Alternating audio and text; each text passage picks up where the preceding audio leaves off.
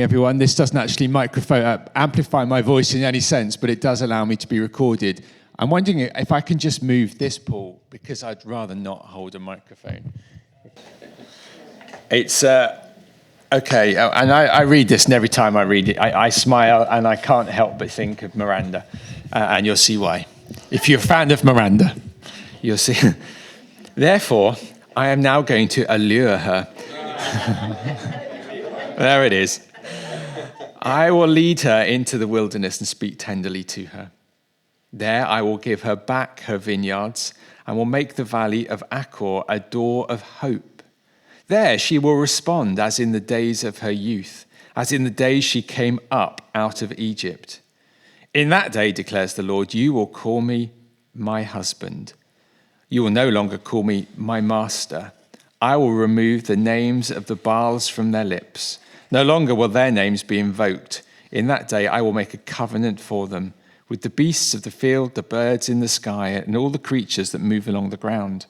Bow and sword and battle I will abolish from the land, so that all may lie down in safety. I will betroth you to me forever.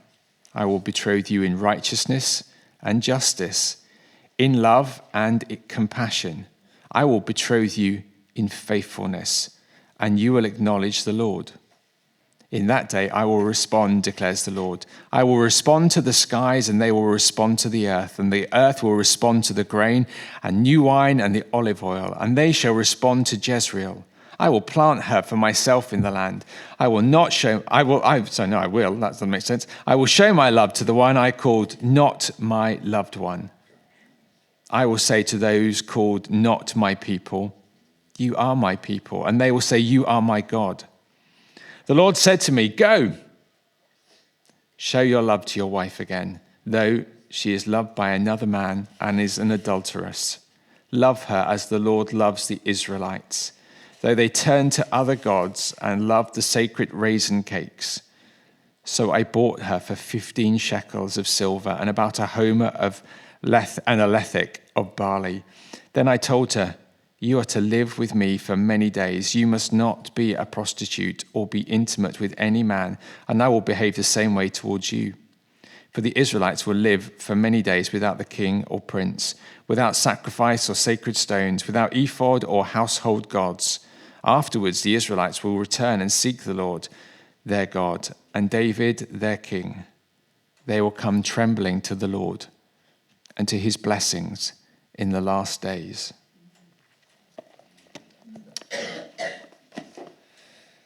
Amen. So, last week, if you were here, we started to look at the prophet Hosea. Started to journey through this most interesting, I think, of Old Testament prophets. In many ways, it speaks into the human condition.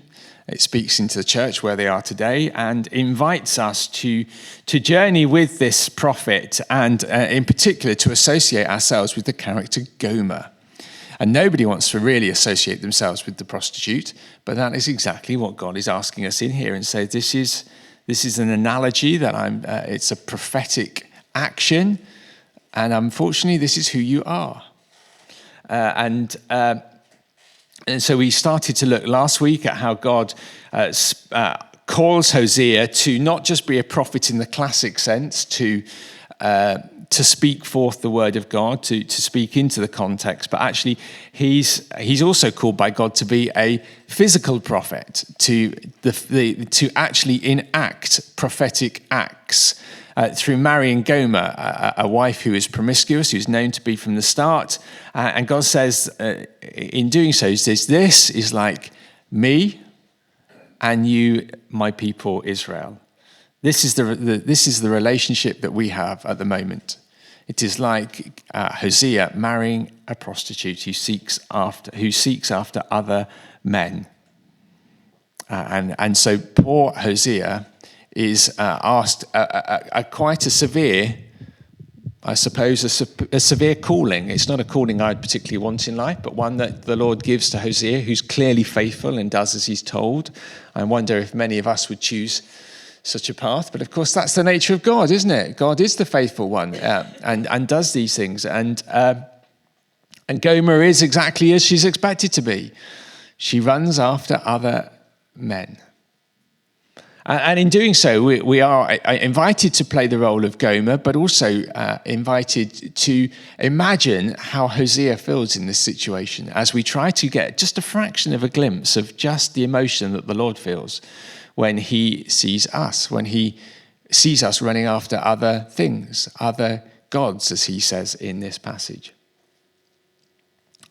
And so we are to consider the actions of Hosea towards Gomer and realize that Gomer is going to be unfaithful. We're invited to appreciate the way God feels and how he sees his people knowingly and willingly committing spiritual adultery with other gods, and in doing so, breaking some of the fundamental commandments that he's instilled into his people. The first one is, you shall have no other God before me. And of course, the last one is, do not covet. And that's exactly what they're doing. They're coveting the other gods of other people, other nation groups. In fact, they're breaking the bookends of the Ten Commandments. In doing so, the bookends are first and last.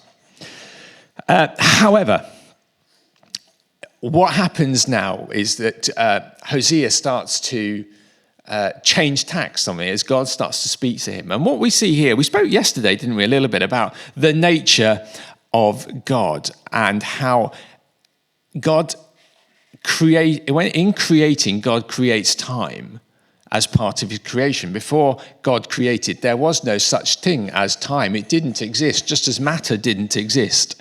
Substance didn't exist, and therefore whatever happens before creation, whatever existed before all of that, had to be without form and beyond time.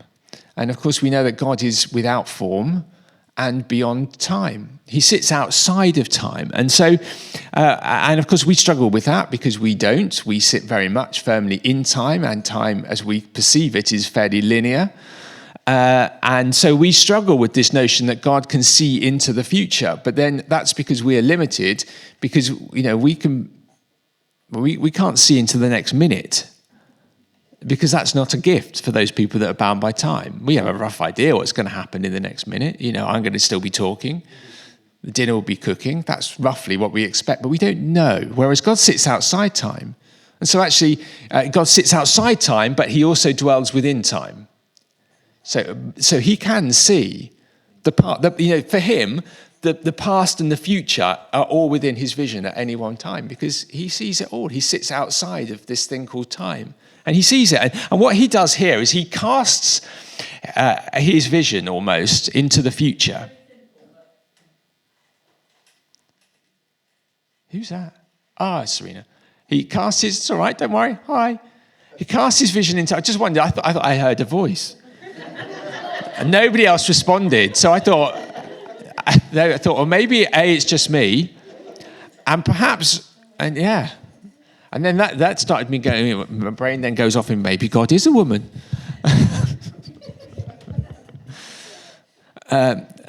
Anyway, so God casts his vision into the future, and now he starts to speak into saying, so this is what's going to happen. And actually, there's a significant shift in the language. I don't know if you noticed that from what happened last week to this week. What he starts to do is communicate a possibility of what could be. And the Lord really wants to do that with the church. He wants to cast his vision into the future and says, this is what it could be like. This is how it could be. And he, of course, casts a really good vision. Now, you know me well enough now to know there are certain things I like in life. Yesterday we covered musical theatre. I don't think we're going to be viewing that again today. But I do also like cinema. And I'm one of these rather strange people. My kids don't like doing this. It irritates the life out of me. They don't like getting there on time so they can watch the trailers. They'd rather turn up 20 minutes late so they can sit down and go straight into the film. I'm thinking, but the trailers are sometimes some of the, not the best bit, because the film's obviously good. But that's when you get to see what's going to come in the future and go, oh, yes, I want to see that. Or what if that's the best they can do trying to sell this? My word, what's the film like? And it's a way of selling the future. Marketing is really, we're all subject to marketing day in, day out, and of what our lives could be if we go and watch this, or if we buy these products, and we're bombarded with it day in, day out, and we're all very much victims of it. And the Lord does this with the people of Israel here, and casts his vision into the future, and says, this is a possibility. This is what I see in the future, and I'm going to put it before you as a possibility for you. And we're going to just look through it, or not quite verse by verse, but we are going to go through it. And he says, this is where you're at now. You're committing spiritual adultery. We know that the people of Israel are just in a mess, both north and southern kingdoms, Judah and Israel, that neither of them are perfect. They both end up in exile because of their disobedience. Just one takes a little bit longer than the other, but they both get there in the end. And he says to them, and of course we know that the exile is interesting. God speaks into the context and speaks about exile to them and said, this is I'm going to take this all off of you. And no longer will you live in your land and be the ruler, and you will no longer have control over your own land. But he then goes on to speak a prophecy of restoration. And interestingly, in your lifetime, some of you, not all of us, but for some of you, perhaps, you've actually seen that prophecy come to fulfillment, because Israel was never fully returned, because the north and southern kingdoms fell in 5 and 700 BC, give or take, and wasn't fully restored to the people of Israel again into the late 1940s, after the Second World War, when Israel was once again established as an independent state with its own governance and dominance. So God's prophecy finally comes to some degree of fulfillment then. It took time. But I think he's doing something else here as well. And he's talking eschatologically, which he's talking about the end days, about what it will be when my kingdom is fully established in this place. And I also think he's talking about the coming of Jesus in doing so as well. So he speaks and he casts a vision for them in many different directions.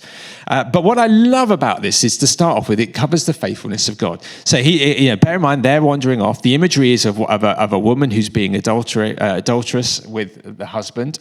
And I'm going to allure her. This is a great word, and you cannot. If you watch Miranda, you can't but grin and giggle, because it's just a word that they play on constantly in the Miranda comedy series. I'm going to allure her. And so, God says, you, my people, Israel, I have not given up on you. You may wander away from me, but I am going to do my best to bring you back. I am going to draw you back into this relationship with this word, allure. And it's lovely. I'm going to allure you back. And what is it? This is fantastic. When he says, though, and he says, I'm going to take you into the wilderness. So I'm going to take you away from distractions, the things that distract you from me. The things that are tempting you away from it, I'm going to take you away from them. I'm going to take you a place. And the wilderness is often used as a place of presence. It's a place where God meets with his people. And so I'm going to take you back to that place. And of course, there's resonance in this story with the Exodus story, where God takes them out of Egypt into the wilderness. And it's a place of journey. It's a place of exploration. It's a place of the presence of God in the cloud by day and pillar of fire by night, where God dwells with his people. And he said, I'm going to take you into this place of wilderness. And in the New Testament, the wilderness is a place, again, it's a place of the presence of God, where God meets with his people. Jesus in the temptation, God meets with his son and they do business. And Jesus often leaves the place, and wilderness is a poor interpretation in the New Testament of the word, but it's a place of solitude, of quiet, and it's a place where you are with the Father, you dwell with the Father, where the Son and the Father meet, chat about what's going on ahead, as James sort of spoke about yesterday a little bit, about the place of presence and abiding. And so he said, I'm going to take you to this to this place of presence, to this place where you're no longer distracted by the things that distract you and the things that tempt you into this adulterous way. And I am going to speak tenderly to you. I am not speaking words of rebuke. I'm not speaking words of aggression, of condemnation, but words that are tender over you. And there's that lovely image of a restoration. And there's it starts to shift your understanding of the nature of God, because you would expect a man whose wife has been adulterous to speak words of condemnation over her, and he doesn't. He speaks words of tenderness over her, and we sometimes sing, don't we, about God singing. So we sang it yesterday, one of the songs, God sings over us. And of course, it's that verse from Zephaniah where God delights in us, delights over us in singing. And it's just this wonderful image of a God who just desires to be with us. We know that the Lord is a jealous God. He's not jealous because he needs something from us. That's not the image at all. That's not what it means in this context, jealousy. It's not because God, when we are not spending time with God, God is somehow missing out. God is perfect, and he's completely fulfilled and assured in his own identity. He needs nothing from us.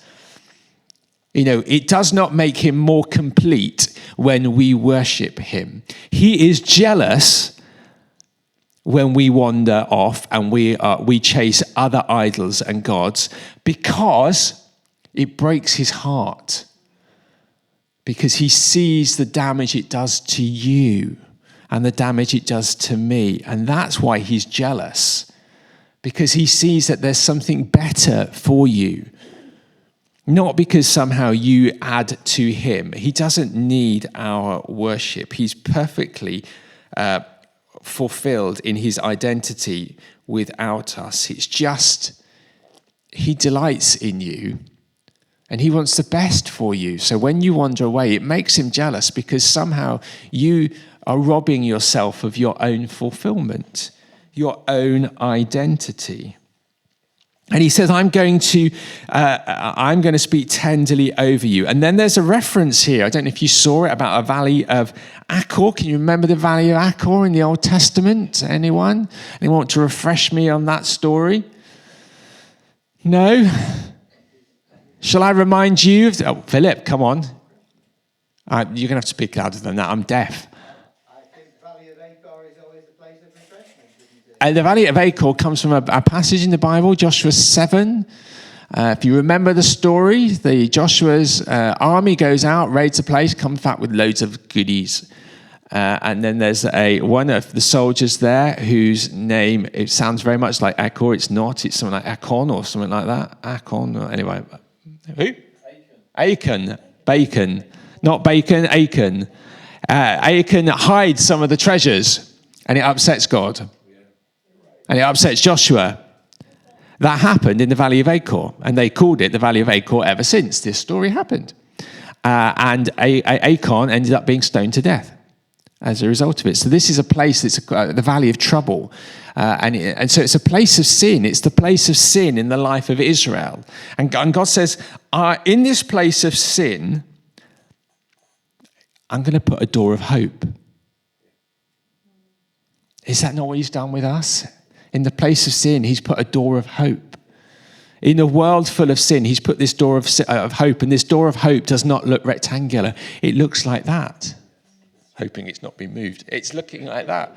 It looks like that. That's the door of hope. It's that shape. He said, I'm going to put a door of hope. And I'm going to take from you the names of the gods on your lips. And in the Old Testament, they're the Baals, the Asherah poles, the places of worship of foreign gods. But today, they look different. Today, they have a different name. Today, they may have names of pick any of your vices. I shan't start listing mine in front of you. But, Fill your boots with those, you know the things that distract you. And he said, I'm going to take those from your lips. They will no longer be on your lips, means they will no longer be in the forefront of your mind. I want to restore that place where I am at the forefront of your mind. I am the thing that drives and draws your attention. I'm the thing that drives and draws your life. The thing that you speak readily of and about. You will not invoke their names as in to draw power from them, to use them as a position of power, but it will be about me. And I'm going to make a covenant with you. And of course, covenantal language is a really significant language in the Old Testament. We know for the Israelites, the significant covenant is the Abrahamic covenant.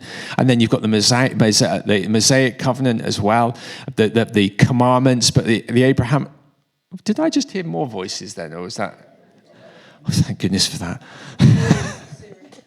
Was it mine?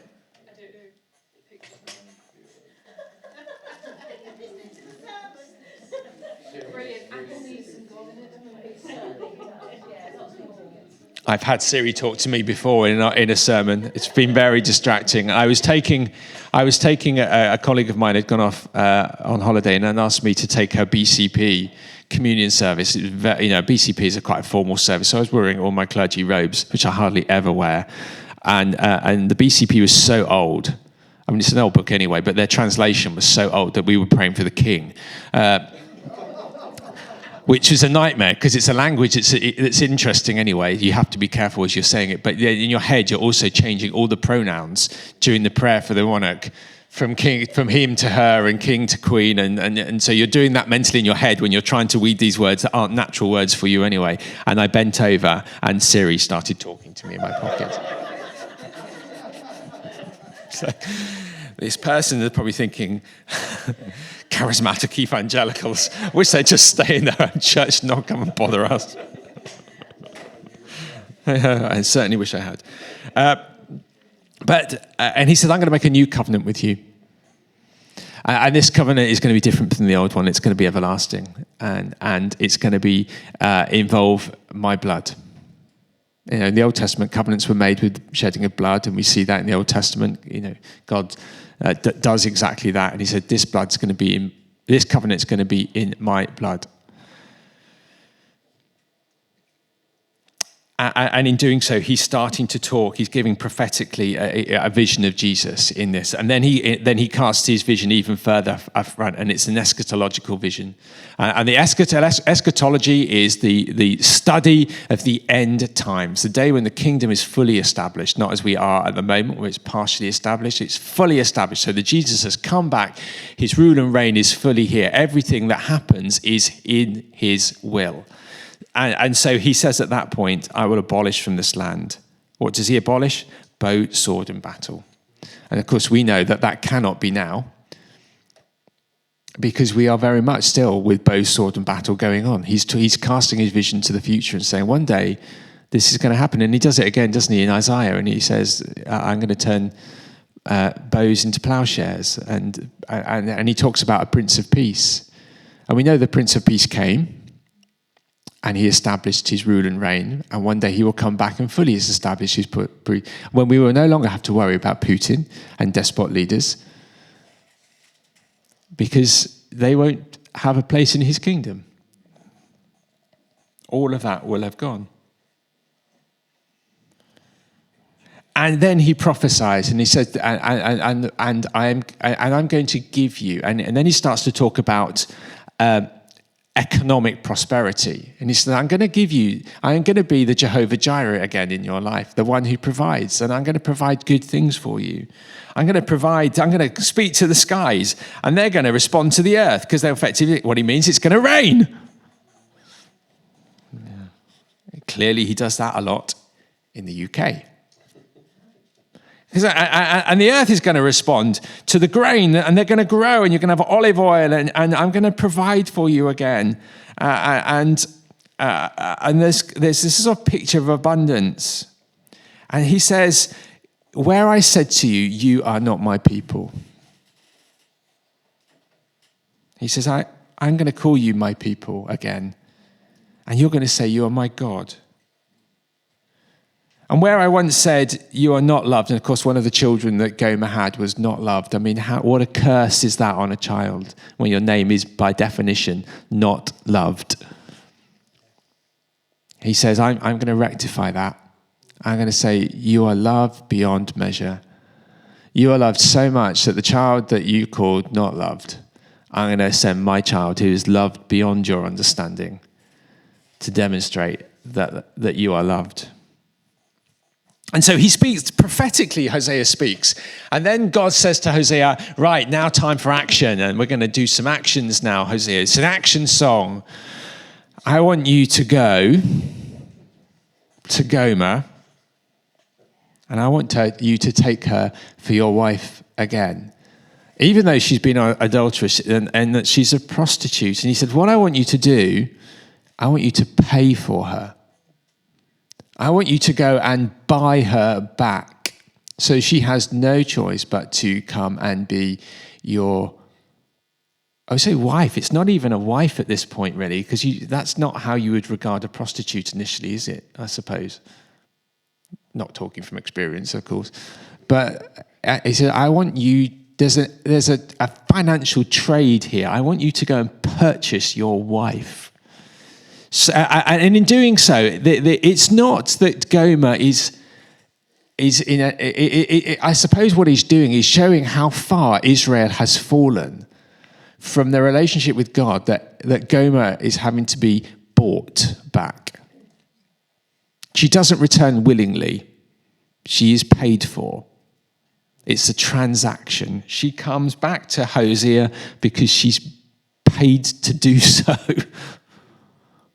Such is the nature that how far Israel had fallen. And as we've shared before, Israel is a metaphor here for humanity and for the church just as much. You know, we are all fallen. We have all fallen and fallen short of the grace of God. We have all sinned. But God purchases us back. And who does he purchase us with? He purchases us with the most precious thing he has. His son. He purchases us back. And there's starting to be a restoration. And again, I'm going to finish on this. He has a prophetic vision. Afterwards, the Israelites will return and seek the Lord their God and David their king. Who's he talking about? He's not talking about David. David's dead. Has been for a few years now. But who comes from the line of David? Jesus. Jesus, of course, in the New Testament is the fulfillment of the kingly line of Judah. He is the King of Kings. You know, you look at Old Testament, you speak to any Jew, and they say the greatest time in Israel history was under King David. Israel was never as big as under King David, and then right as he handed over to King Solomon, but Solomon soon went off the rails, and the land shrunk again. King David was the great king of the Old Testament. And of course, Jesus is the fulfillment, New Testament fulfillment of the kingly reign of David, the great king of Israel. And he speaks into that. And he said, and in the last days there will be trembling to the Lord and to his blessings. Trembling, not because God is scary. God is love by his very nature, but he is awesome. And the awesomeness of God makes you tremble before him. He only is good. He is only loving, kind, and abundant in such things. But his awesomeness, if the angels are only partly reflect something of the glory of God, and yet their opening lines are only ever the same thing, do not fear. Get up off the floor.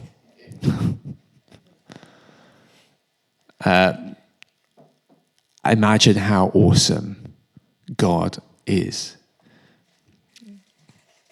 And so as we journey through start to journey through and continue this journey of Hosea, we start to see God not just speaking to the reality of where they are at. This is what you're like. He said, this is what I'm going to do for you. Because you might mess up, but I'm faithful. You might wander off, but I'm faithful. You might chase after other gods, but I'm faithful, and I will continue to pursue you. And so one of my questions today, I suppose, is this place of sin, the valley of Achor, where Achan messed up, the place of sin in people's lives, God opens a door of hope. And so where are our valleys as individuals, as the church, as a nation, as humanity? Where are our valleys of Achor, our places of sin, where we don't put the valley of Achor and the problem of Achan is doing the things that were disobedient to the will of God. God had told them not to do it, and yet they did. It was as simple as that. It was disobedience, and that's all that sin is. Sin is disobedience, whether you're murdering someone or whether you're stealing a paperclip from work. It's just disobedience. God doesn't say, well, that's a really bad one. That's not too bad. God just says, it's disobedience. Get over it. Where is the valley of Achor? Because God wants to bring a door of hope into that. He wants to open a door of hope. And doors are a pathway out of something, aren't they? That's the thing. There's always a door of hope out of something. God just doesn't say, I want to leave you in this place of Achor. I want you to get out of it. And that comes through hope. And hope comes in me. Christian hope is not like, I really hope it's ice cream for tea tonight. It's some sort of, if we're really lucky, there might be ice cream. Christian hope isn't that. Christian hope is a certainty of something that God's promised. I'm hoping, as in, I know that Jesus will come back. My hope is in that. It's a certainty. It may or may not happen. We know that Christian hope is a foundation we can build our lives on because it's true. It's a foundation. God's promises are yes and amen, not maybe.